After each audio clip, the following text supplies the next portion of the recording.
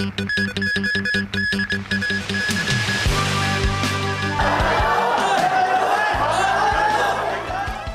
arrested as protests held in shopping malls around town. The action taken by the Education Bureau is unprecedented, and there are concerns among the education communities whether it will affect the professional autonomies, professional mutual trust in the future. Moves to invalidate exam question fuel concerns about the future of academic freedom in Hong Kong.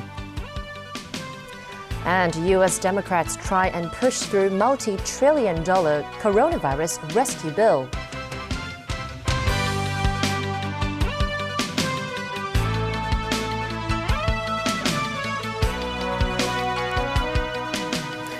Good evening, everyone. Pop-up protests around town today as people responded to online calls to gather at shopping malls in different districts. Police arrested 8 people at a mall in Cheung Kwan O on suspicion of illegal assembly and more.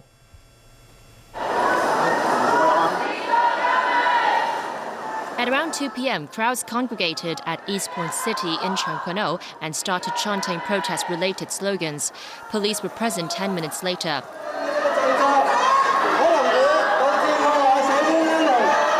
Officers warned the gathering may disrupt social order and ordered them to leave. At around the same time, plainclothes police subdued a few on the second floor of the mall. Dozens were then taken away, handcuffed or with their hands tied. Shortly after, the police left. Many tried to stop an emotional man who was running towards officers. Police say they took action only after some members of the public refused to listen to their warnings to leave the mall where an illegal assembly was taking place. Tensions flared again when police spotted plainclothes officers. They also tried to leave but were chased by others along the way. More people gathered to see what was going on. Uniformed officers were then deployed to the scene.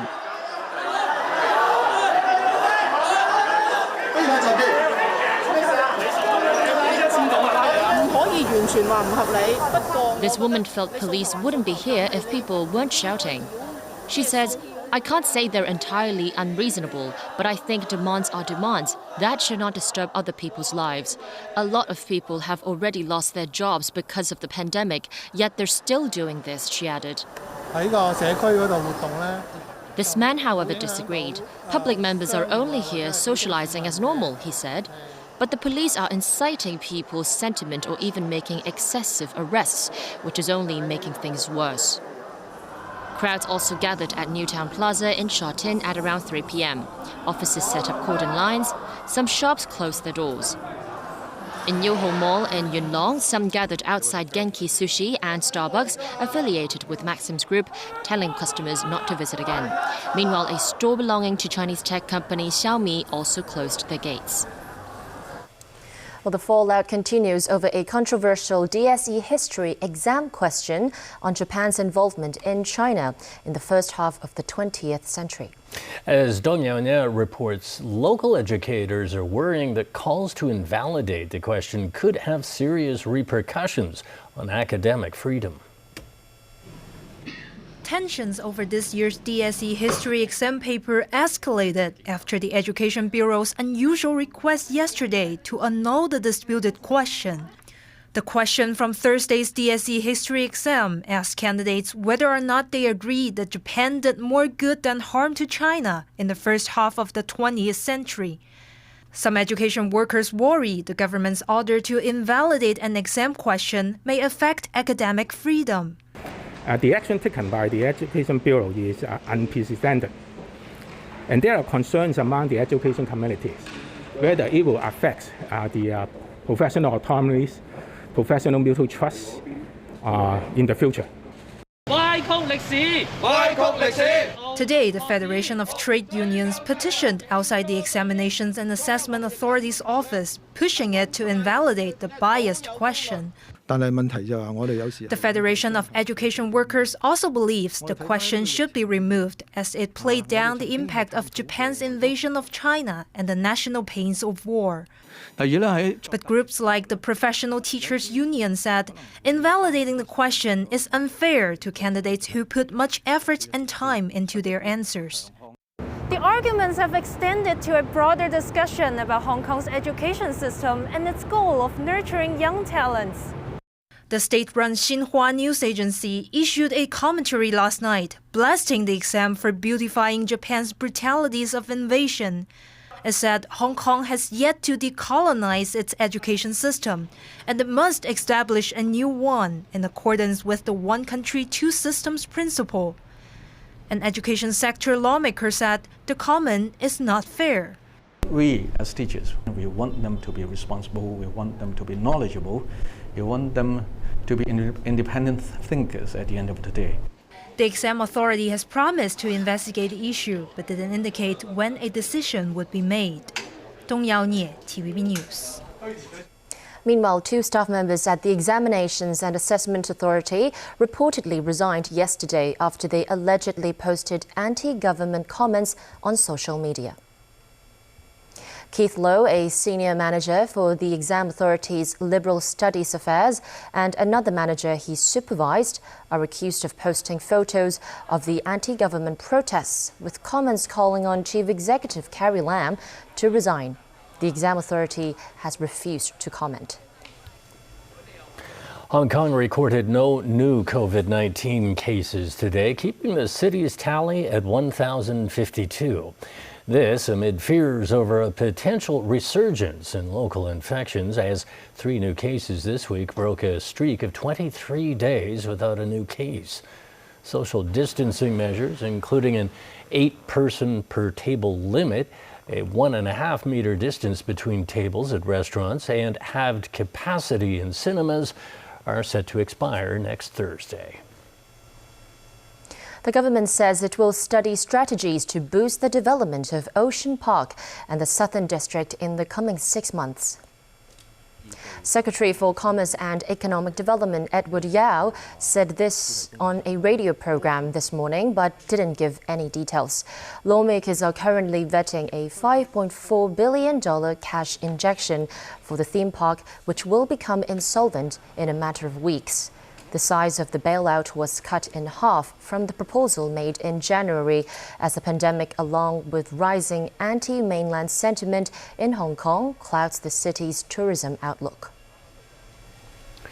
The U.S. government has imposed new restrictions on Chinese tech giant Huawei's ability to use American technology. The U.S. Commerce Secretary Wilbur Ross says Washington wants to prevent Huawei from evading earlier sanctions imposed on its use of American technology. Under the new rules, foreign semiconductor makers must obtain a U.S. license to ship Huawei-designed semiconductors that were produced using American technology. Huawei is at the center of a U.S.-Chinese conflict over Beijing's technology ambitions. U.S. officials say Huawei is a security risk, which the company denies. Beijing has accused Washington of misusing security warnings to harm a rising competitor to U.S. technology companies. U.S. Democrats have powered a massive $3 trillion coronavirus relief bill through the House over Republican opposition. Well, the rescue package is designed to brace an economy in free fall and a healthcare system struggling to contain a pandemic while much of the country rushes to reopen. The enormous Democratic measure would cost more than the prior 4 coronavirus bills combined. It would include almost $1 trillion for state and local governments, another round of payments to individuals, and help for the unemployed. Republicans call the bill a bloated Democratic wish list. Well, I believe it's the biggest spending bill in history. The unfortunate thing is it's really just a political statement. It's dead on arrival in the Senate. Our people are hurting, and they're staggering under the weight of this crisis brought to us by the lethal mismanagement and incompetence of the Trump administration. The Heroes Bill is passed. The election season bill, which showcases Democratic economic and health care priorities, has no chance of becoming law as written, but it will likely spark difficult negotiations. President Donald Trump and top Republicans insist the next measure should protect reopening businesses from liability lawsuits. Trump also wants payroll taxes. Any result would probably be the last major COVID-19 response bill before the November elections. Meanwhile, the push to unlock states is moving ahead during a pandemic that has left 36 million out of work. We're out to help the business, get a little lunch, buy a few flowers. Typically, you might greet customers with a hug or some sort of contact, and you can't do that now. So it's, a lot of saying air hugs and, smiling underneath our mask. Rapid, widespread testing is considered essential to tracking and containing the coronavirus. But data shows 41 of the nation's 50 states have failed to test widely enough to drive their infections below a key benchmark. U.S. President Donald Trump says he's hopeful to have a coronavirus vaccine on the market near the end of the year. Speaking at the White House along with the newly tabbed virus czar, Trump said the government and private sector have been working since early January on a vaccine. He added countries around the world are working together as part of the global team effort. We have no ego. We have no ego. Whoever gets it, we think it's great. We're going to work with them. They're going to work with us. Likewise, if we get it, we're going to be working with them. We'll be able and we'll do the utmost to deliver these objectives. In fact, Mr. President, I have very recently seen early data from a clinical trial with a coronavirus vaccine. And these data made me feel even more confident that we will be able to deliver a few 100 million doses of vaccine by the end of 2020. Trump said the government will invest in all the top coronavirus vaccine candidates. The list has been narrowed to 14 promising candidates. Still, Trump said he believes the coronavirus will eventually go away, regardless of a vaccine.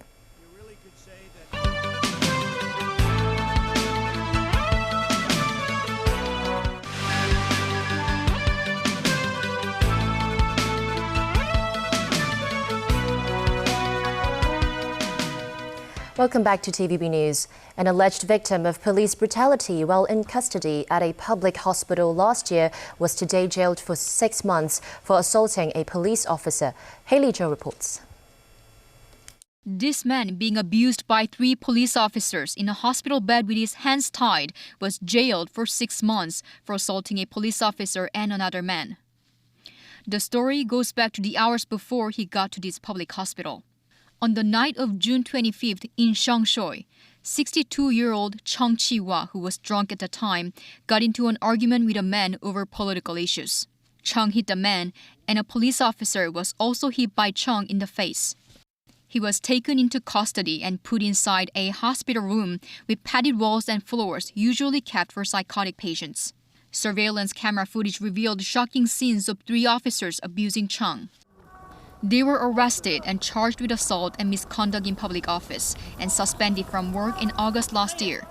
Their trial was postponed until October last year, and the officers were released on bail. But there has been no word on that case ever since.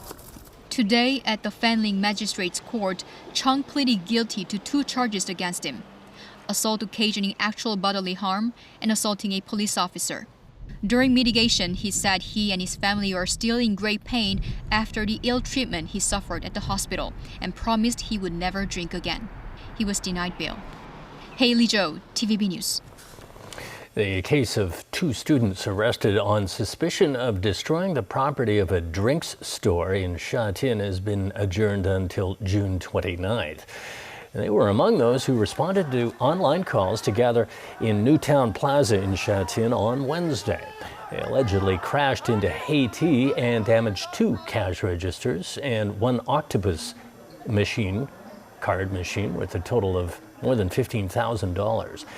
The 16-year-old boys were charged with criminal damage, with one of them carrying an extra charge of resisting arrest. The two are prohibited from entering the mall and from leaving town while on bail.